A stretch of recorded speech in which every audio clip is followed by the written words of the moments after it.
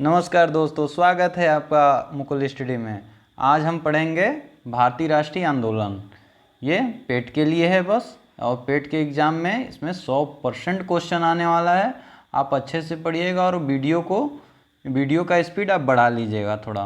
Okay, मैं थोड़ा धीरे धीरे बोलता हूँ।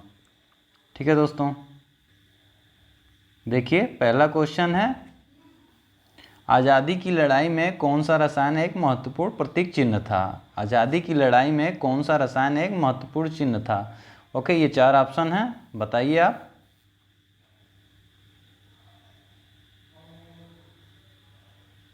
देखिए ऑप्शन नंबर डी सही है, सोडियम क्लोराइड। आज़ादी की लड़ाई में कौन सा रसायन एक महत्वपूर्ण प्रतीक चिन्ह था, सोडियम क्लोराइड। ओके, चलिए दूसरा है, इनमें से कौन all India trade union Congress की स्थापना से संबंधित नहीं था। यानी कि इन चारों में से कौन ऐसा व्यक्ति है जो all India trade union Congress की स्थापना से संबंधित नहीं था, बताइए।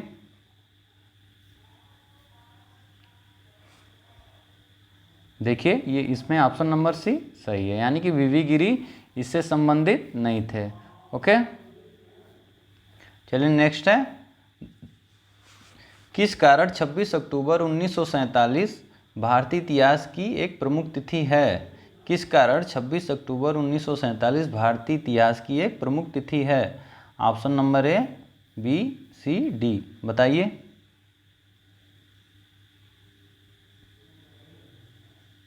देखिए ऑप्शन नंबर ए सही है, ये महाराजा हरि सिंह द्वारा अधिमिलन पत्र पर हस्ताक्षर किया जाना था। 26 अक्टूबर 1947 को राजा हरि सिंह, जो कश्मीर के राजा थे, अधिमिलन पत्र पर हस्ताक्षर किए थे।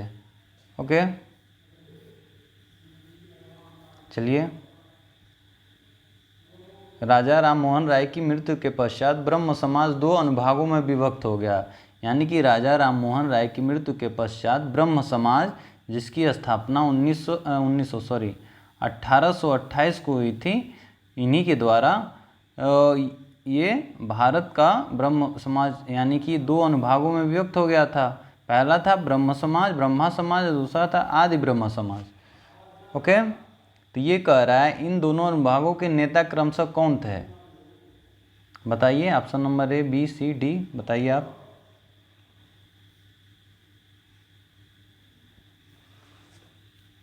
देखिए ऑप्शन नंबर ए सही है, केशव चंद्र सेन जो थे ब्रह्मा समाज के अनुयायी हो गए, और देवेंद्रनाथ टैगोर आदि ब्रह्मा समाज के। ओके, चलिए नेक्स्ट है, निम्नलिखित में से कौन सी भारत सरकार अधिनियम 1919 की मुख्य विशेषता थी। भारत सरकार अधिनियम 1919 की मुख्य विशेषता थी, बताइए। मुसलमानों के लिए पृथक निर्वाचन मंडल का प्रारंभ, या दूसरा है केंद्र द्वारा प्रांतों को विधायी प्राधिकार का अवक्रमण, और तीसरा है केंद्रीय और प्रांतीय विधानमंडलों का विस्तार तथा पुनर्गठन। बताइए कौन सा भारत सरकार अधिनियम 1919 के तहत था। देखिए ऑप्शन ये है,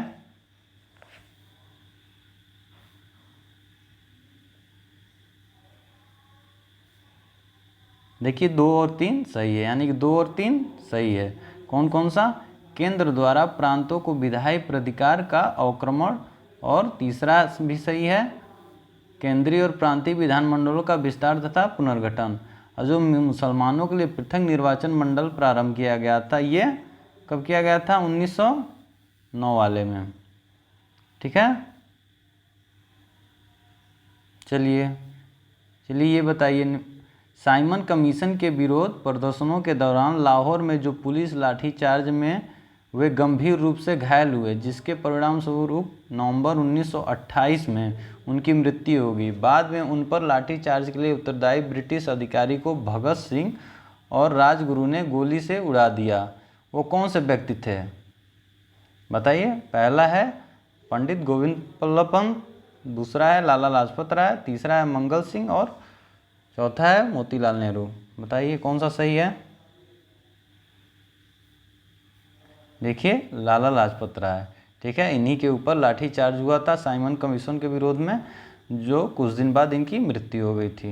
ओके, चलिए नेक्स्ट है 1857 के विरोध में निम्नलिखित कथनों में से कौन सा सही नहीं है? बताइए, 1857 ईस्वी के विरोध के विषय में निम्नलिखित में से कौन सा सही नहीं है?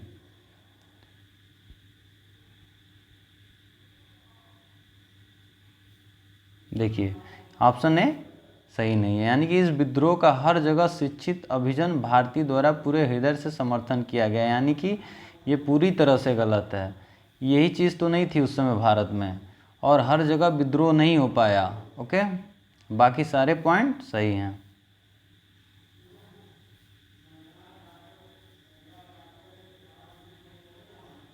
ठीक है, नेक्स्ट है राम प्रसाद बिस्मिल का नाम किससे संबंध है? राम प्रसाद बिस्मिल का नाम किससे संबंध है? पहला है कानपुर षड्यंत्र केस, अलीपुर षड्यंत्र केस, काकरू षड्यंत्र केस और मेरठ षड्यंत्र केस। बताइए। देखिए, ऑप्शन सी सही है, काकोरी षड्यंत्र केस। कब हुआ था? 1925 में। ओके,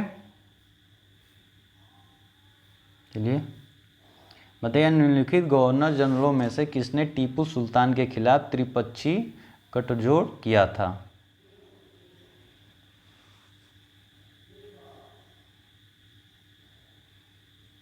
देखिए, ऑप्शन नंबर बी सही है, लॉर्ड कॉर्नवालिस ने किया था। गवर्नर जनरल लॉर्ड कॉर्नवालिस ने टीपू सुल्तान के खिलाफ त्रिपक्षीय गठजोड़ किया था। चलिए बताइए, भारत आने वाले यूरोपीय यात्रियों के बारे में लिखे कथनों पर विचार कीजिए।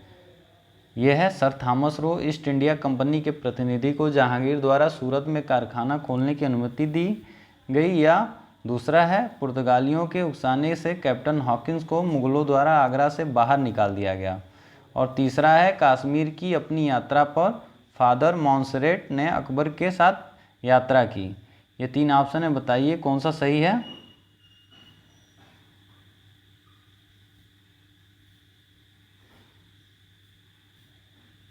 ऑप्शन है,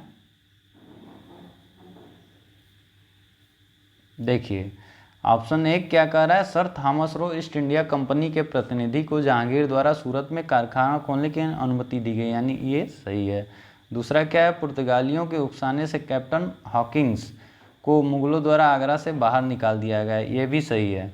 तीसरा है, कश्मीर की अपनी यात्रा पर फादर मॉन्सरेट ने अकबर के साथ यात्रा की, ये गलत है, यानी कि एक और दो सही है।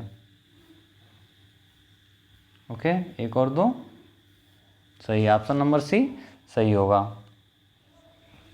नेक्स्ट है, निम्नलिखित में से कौन सा एक भारत में ब्रिटिश उपनिवेशी शासन का परिणाम नहीं था? भारतीय कृषि का विनाश, भारतीय उद्योगों का विनाश, भारतीय व्यापार का विनाश, भारतीय सामंतवाद का विकास। बताइए। देखिए, ऑप्शन नंबर डी सही है, भारतीय सामंतवाद का विनाश नहीं था। ओके, नेक्स्ट क्वेश्चन है, ब्रिटिश भारत के इतिहास में निम्नलिखित घटनाओं पर विचार कीजिए। पहला है संथाल विद्रोह, फिर नील विद्रोह, फिर सन्यासी और फकीर आंदोलन, फिर बिरसा मुंडा आंदोलन। इन घटनाओं को सबसे पहली घटना से प्रारंभ, यानी कि कौन सी घटना सबसे पहले हुई, उसके बाद वाली, उसके बाद वाली। बताइए।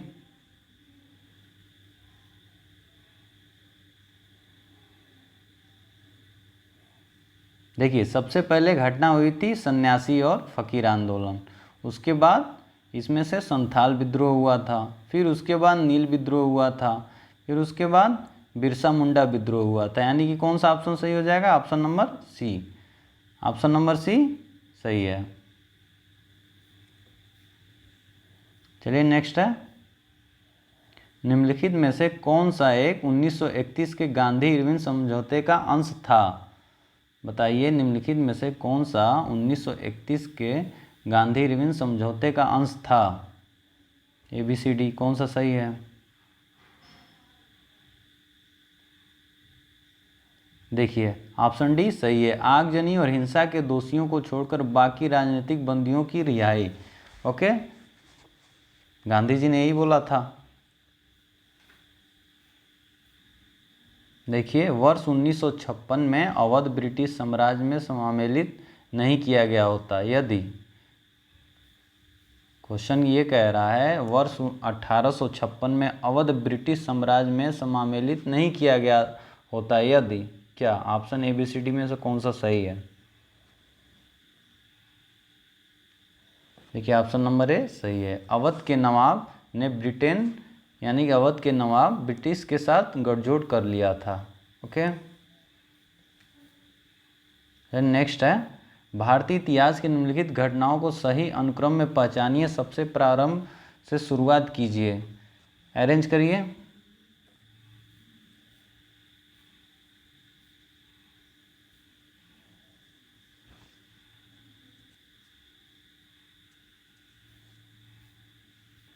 कौन सा सबसे पहले हुआ था?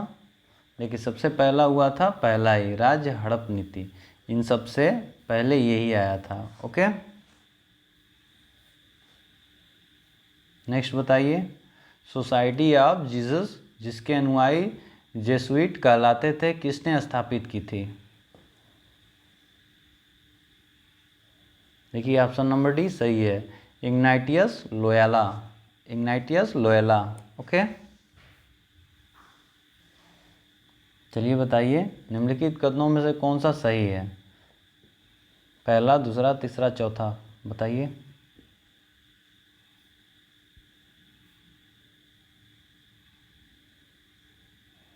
देखिए ऑप्शन नंबर ए सही है। 1857 का विद्रोह हैदराबाद के निजाम द्वारा समर्थित नहीं था, यानी कि यह हैदराबाद के निजाम द्वारा समर्थित नहीं था। बाकी सब क्या है? गलत है। ओके, नेक्स्ट है सत्याग्रह के संबंध में निम्नलिखित कथनों पर विचार कीजिए। पहला है इसका प्रथम प्रयोग गांधी जी के द्वारा दक्षिण अफ्रीका में किया गया। दूसरा है इसका प्रथम प्रयोग भारत में चंपारण में किया गया। बताइए। देखिए ऑप्शन नंबर सी सही, यानी कि ये दोनों सही है। इसका प्रथम प्रयोग सत्याग्रह का प्रथम प्रयोग गांधी जी द्वारा दक्षिण अफ्रीका में किया गया था। उसके बाद फिर भारत में इनका जो पहला आंदोलन था चंपारण बिहार का, वहाँ पर किया गया। ओके, जो 1917 में हुआ था। नेक्स्ट है द्वैध शासन किस गवर्नमेंट ऑफ इंडिया एक्ट के द्वारा लागू किया गया था? बताइए। द्वैध शासन किस गवर्नमेंट ऑफ इंडिया एक्ट द्वारा लागू किया गया था?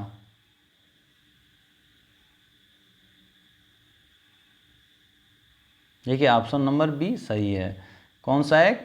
1919 वाला एक्ट, जिसमें द्वैध शासन लागू किया गया था। नेक्स्ट है किस चार्टर एक्ट से चीन के साथ ईस्ट इंडिया कंपनी का व्यापार एकाधिकार समाप्त हुआ? किस चार्टर एक्ट से चीन के साथ ईस्ट इंडिया कंपनी का व्यापार एकाधिकार समाप्त हुआ? बताइए option number A B C D में से कौन सा सही है?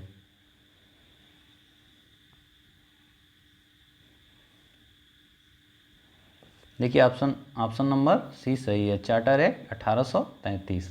Okay, charter act 1833।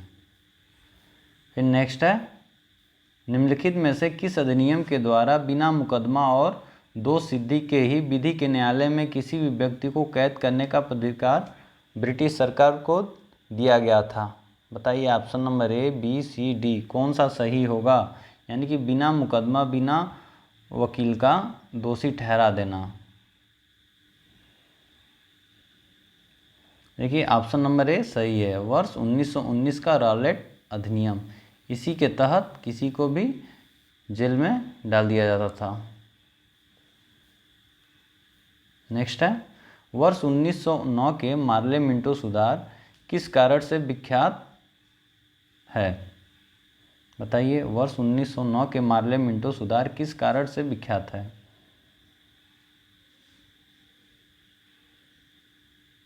देखिए ऑप्शन नंबर ए सही है, पृथक निर्वाचन मंडल। 1909 के मार्ले मिंटो सुधार पृथक निर्वाचन मंडल के कारण है, विख्यात है। चलिए नेक्स्ट है निम्नलिखित कथनों पर विचार कीजिए। बाल गंगाधर तिलक ने अप्रैल 1916 में महाराष्ट्र में होम रूल लीग की स्थापना की। होम रूल आंदोलन से एनसी केलकर नहीं जुड़े थे।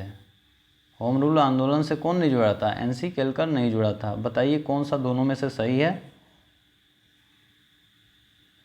देखिए केवल एक सही है, यानी कि एक सही है, ये दूसरा गलत है। बाल गंगाधर तिलक ने अप्रैल 1916 में महाराष्ट्र में होम रूल लीग की स्थापना की और सितंबर 1916 में एनी बेसेंट ने भी होम रूल लीग की स्थापना की। ओके दोस्तों, चलिए नेक्स्ट बताइए। निम्न घटनाओं में से किस एक का संबंध फ्रांसीसी क्रांति से नहीं था? पहला है स्टेट जनरल को आहूत करना, दूसरा है गिलोटीन, तीसरा है कॉनकॉर्ड का युद्ध और चौथा है टेनिस कोर्ट शपथ। बताइए, फ्रांसीसी क्रांति से नहीं था। देखिए ऑप्शन नंबर सी सही है, कॉनकॉर्ड का युद्ध। ओके, नेक्स्ट है, निम्नलिखित में से कौन थियोसॉफिकल सोसाइटी की गतिविधियों से संबंधित नहीं था? बताइए, थियोसॉफिकल सोसाइटी से संबंधित नहीं था। ABCD कौन सा सही है? देखिए ऑप्शन नंबर बी सही है, एओ ह्यूम इससे संबंधित नहीं थे, ये कांग्रेस से संबंधित थे। ठीक है, नेक्स्ट है, भारत की संविधान सभा किसके द्वारा गठित की गई? भारत की संविधान सभा किसके द्वारा गठित की गई? बताइए,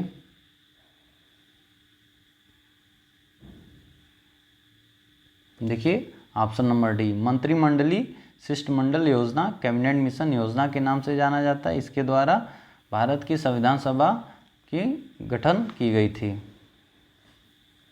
नेक्स्ट है, भारत का प्रथम वायसराय था। भारत का प्रथम वायसराय कौन था? बताइए, ये तो सबको पता होगा। ओके, ऑप्शन नंबर बी सही है, Lord Canning.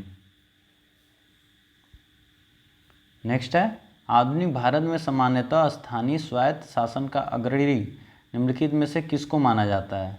Ripon, Mayo, Lytton, Curzon. बताइए, देखिए ऑप्शन नंबर ए सही है, रिपन। रिपन को माना जाता है, क्या माना जाता है? स्थानीय स्वायत्त शासन का अग्रणी। ओके, चलिए मिलान करना है। बताइए, Lord Clive, Lord Wellesley, Lord Dalhousie, Lord Curzon किससे संबंधित हैं?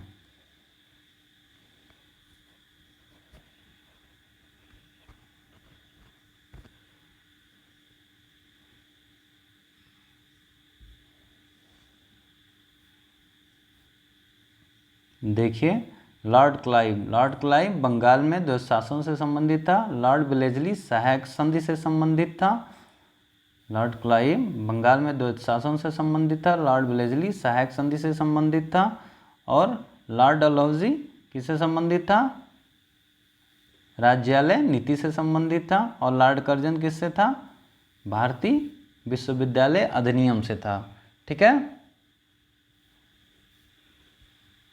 यानी कि ऑप्शन नंबर बी सही है।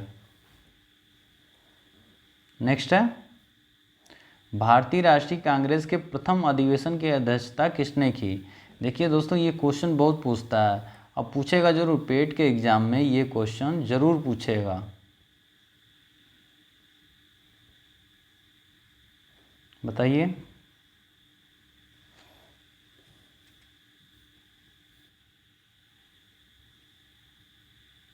देखिए भूदान आंदोलन किसने प्रारंभ किया था?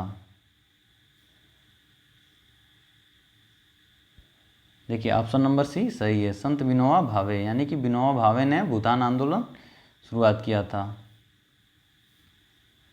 फिर नेक्स्ट है, निम्नलिखित में से किसने सभी तीनों गोलमेज सम्मेलनों निम्नलिखित में से किसने सभी तीनों गोलमेज सम्मेलनों में भाग लिया था? पंडित जवाहरलाल नेहरू, डॉक्टर BR अम्बेडकर यानी कि बाबा साहब अम्बेडकर, सरदार पटेल या डॉक्टर राजेंद्र प्रसाद, कौन था?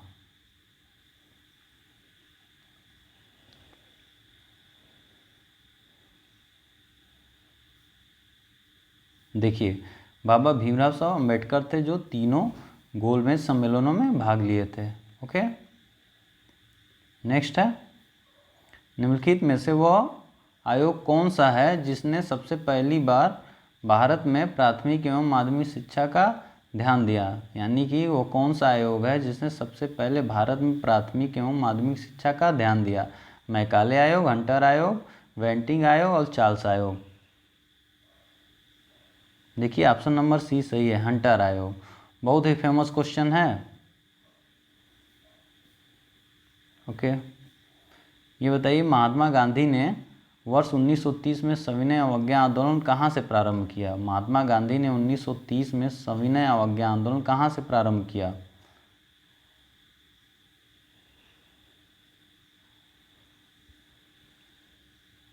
ऑप्शन नंबर डी सही है, दांडी से। कहाँ से किया था? दांडी से। ओके ओके दोस्तों, टेस्ट ख़त्म हुआ। आपको टेस्ट कैसा लगा कमेंट बॉक्स में कमेंट कर दीजिएगा, और अगर आपको और किसी प्रकार का क्वेश्चन चाहिए तो हमें कमेंट बॉक्स में कमेंट करके बता दें मुझे, मैं आपको वीडियो अवेलेबल कर दूंगा। और आपको पेट का एग्ज़ाम इस वीडियो के लगातार देखने से, यानी कि जितना भी मैं लेक्चर बना रहा हूँ वीडियो लेक्चर, आप फॉलो करिए, देखिए, और 100% गारंटी है आपका पेट का एग्ज़ाम क्लियर हो जाएगा। ठीक है दोस्तों, ओके, धन्यवाद, थैंक यू।